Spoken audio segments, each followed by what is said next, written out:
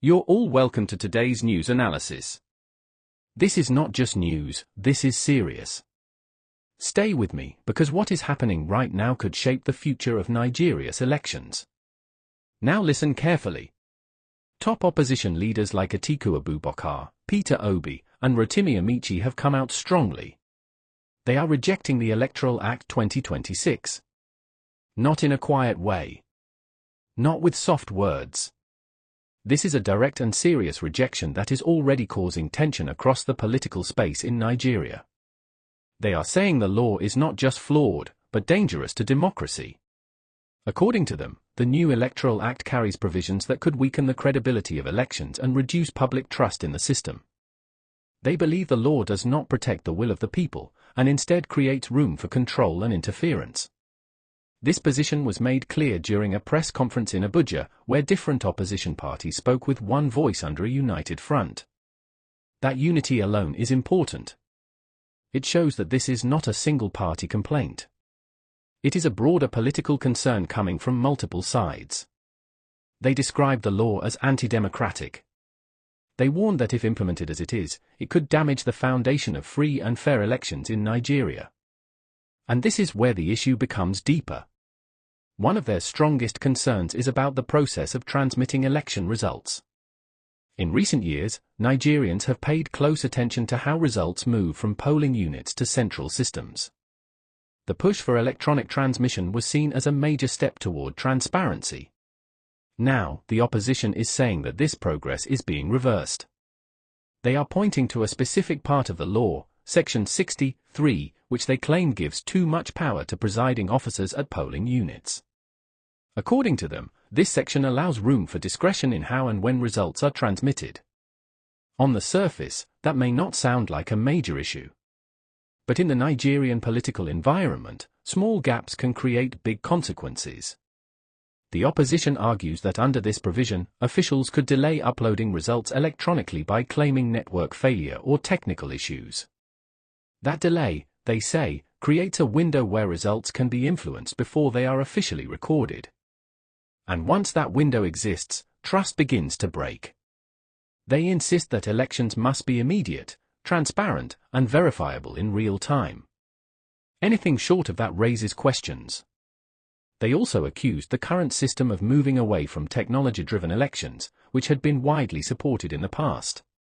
According to them, there was once a strong push for full electronic processes, but now there appears to be a shift back toward methods that allow human control. That shift is what worries them. Because for many Nigerians, the hope has always been that technology would reduce manipulation and increase accountability. So when a law appears to weaken that expectation, it becomes a serious national concern. The opposition leaders also made it clear that this is not just about political advantage. They framed it as a matter of protecting democracy itself. They said the sanctity of the ballot must remain untouched, and any law that creates doubt around that principle must be challenged. Their message was direct. They are calling for an immediate review and amendment of the Electoral Act 2026. They want the controversial provisions removed and replaced with clear, strict rules that guarantee transparency. They also warned that ignoring these concerns could lead to political tension as the country approaches the 2027 general elections. That warning is not something to ignore. Nigeria has a history where electoral issues can quickly turn into national debates, protests, and serious political divisions. So when major political figures speak with this level of urgency, it signals that something important is at stake. Right now, the conversation is no longer just about a law on paper. It is about trust. Trust in the system. Trust in the process. And trust in whether the vote of an ordinary Nigerian will truly count. That is the core of the issue. And as this debate continues, Nigerians are watching closely, trying to understand what this law really means for the future of elections in the country. Now enter Orji Uzor Kalu. The APC senator representing Abia North has stepped into the conversation with a strong and direct response, making it clear that he does not agree with the position taken by the opposition leaders. His reaction is not neutral. It is firm, calculated, and aimed at defending both the law and the process that produced it. Kalu believes the rejection of the Electoral Act 2026 is politically driven. According to him, the opposition is not focusing on national interest but on political advantage. He argues that laws cannot be changed or dismissed simply because certain groups feel uncomfortable with the outcome. For him, the process matters, and the law has already passed through the required legislative stages before being signed by Bola Tinubu. From his perspective, the proper thing to do is to engage the system, not reject it outright. He stressed that Nigeria is a democratic country guided by institutions, and those institutions must be respected. He warned that continuous public rejection of laws by political leaders could weaken confidence in governance and create unnecessary tension in the country. Kalu also questioned the timing of the opposition's reaction. He raised concerns about why the resistance is becoming stronger now that the law has been fully enacted. According to him, the National Assembly provided opportunities for debates, contributions, and amendments before the bill was passed. He suggested that those who are now speaking loudly had the chance to influence the process earlier. This point is central to his argument. He believes that once a law has gone through due process, the focus should shift to implementation and improvement through legal channels, not public dismissal.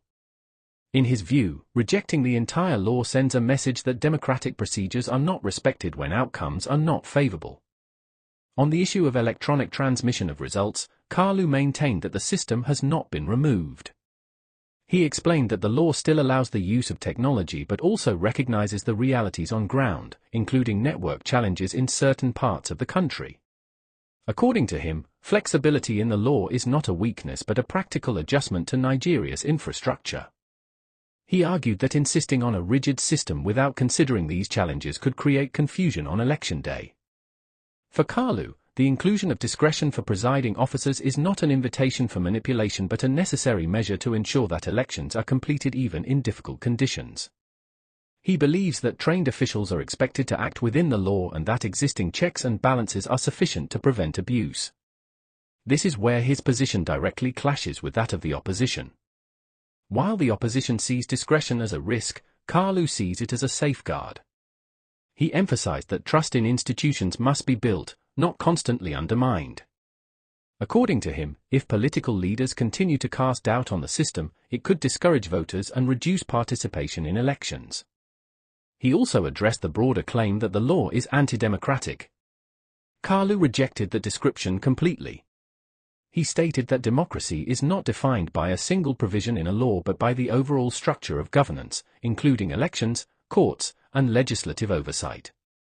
In his view, labeling the entire Electoral Act as anti-democratic is an exaggeration that could mislead the public. Instead, he encouraged constructive engagement. He suggested that if there are specific concerns, they should be clearly identified and addressed through proper legislative amendments rather than public campaigns that create fear and uncertainty.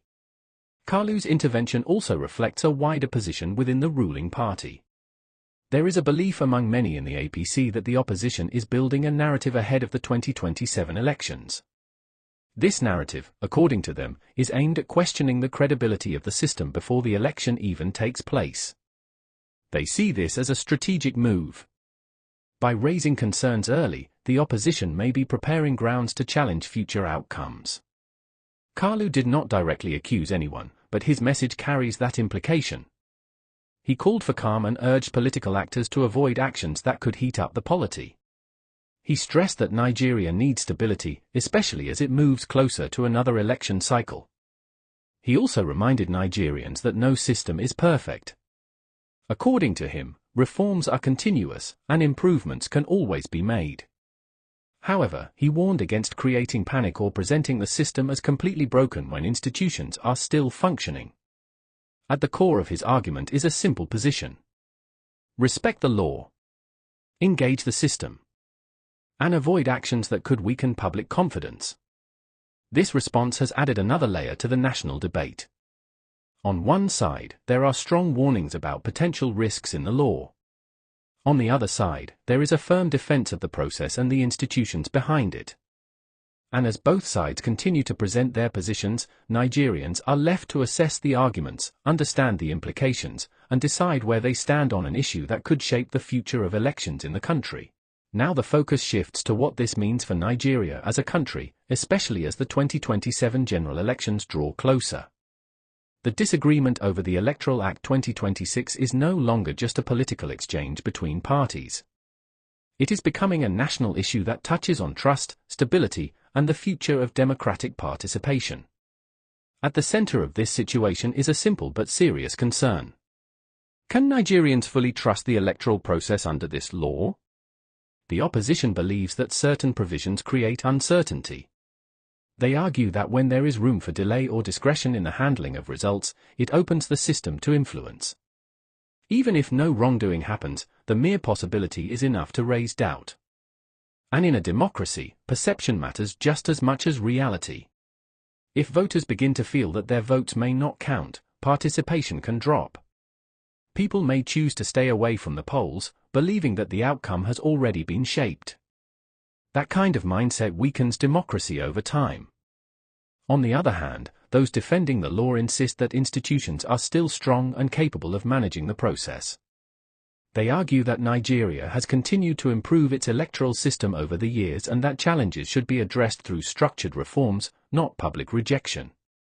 This difference in views is now creating a wider conversation across the country.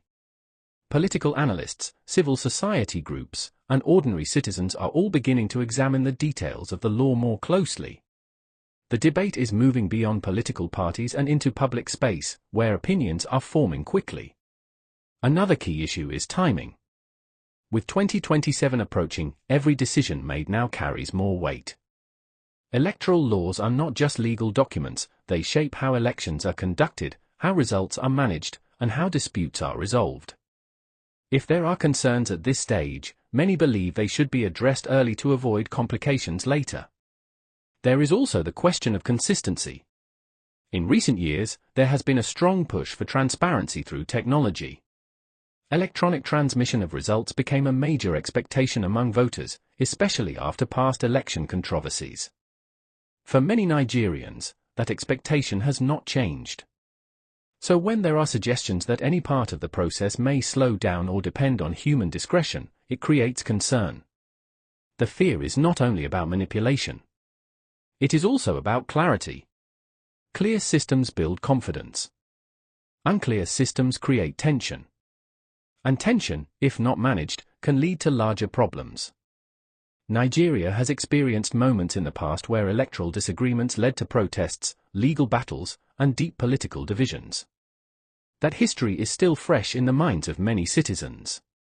This is why the current debate is being taken seriously. There are also calls for dialogue. Some stakeholders believe that instead of strong public disagreements, there should be structured engagement between lawmakers, political parties, and electoral bodies. They argue that open discussions can help clarify misunderstandings and lead to practical solutions. Others believe that strong public criticism is necessary to draw attention to important issues. Both approaches are now playing out at the same time. Meanwhile, attention is also turning to institutions responsible for conducting elections. The role of the electoral body will be critical in how this law is interpreted and implemented. Clear guidelines, transparency in operations, and communication with the public will all play a major role in shaping confidence. Beyond politics, this situation is also about national stability. When electoral processes are questioned, it affects more than just elections. It can influence investor confidence, public trust in government, and even social harmony. That is why many observers are urging caution on all sides. They emphasize the need for responsible statements, careful actions, and a focus on protecting democratic values. At this stage, there is no final resolution. The law stands. The opposition continues to raise concerns. Supporters of the law continue to defend it. And Nigerians continue to watch. The coming months will be important. Decisions made now, discussions held now, and actions taken now will shape how prepared the country is for the next election cycle. One thing remains clear. This is not just about politics. It is about the strength of the system. It is about the voice of the people. And it is about whether every vote cast in the future will carry the weight it is meant to carry. As the debate continues, the responsibility now rests on leaders, institutions, and citizens to ensure that the process remains credible, transparent, and worthy of public trust. The responsibility is heavy, and the expectations are even higher. Nigerians want assurance, not arguments. They want clarity, not confusion. As political leaders continue to debate the Electoral Act 2026, the ordinary voter is asking one direct question: will my vote be safe? This moment calls for maturity from all sides. Strong institutions must prove their independence. Lawmakers must show they are acting in the interest of the people. Political actors must avoid statements that could inflame tension. The road to 2027 has already begun. How this issue is handled today will determine the level of confidence tomorrow. In the end, democracy survives not by words alone, but by actions that protect the will of the people. What Nigerians expect now is simple and clear. They want a system they can trust without fear or doubt. They want elections that are transparent from start to finish. Every step must be open, and every result must be clear. As discussions continue, one thing must not be ignored. The power of democracy lies in the people. If their confidence is protected, the system stands strong. If it is broken, everything else begins to fail.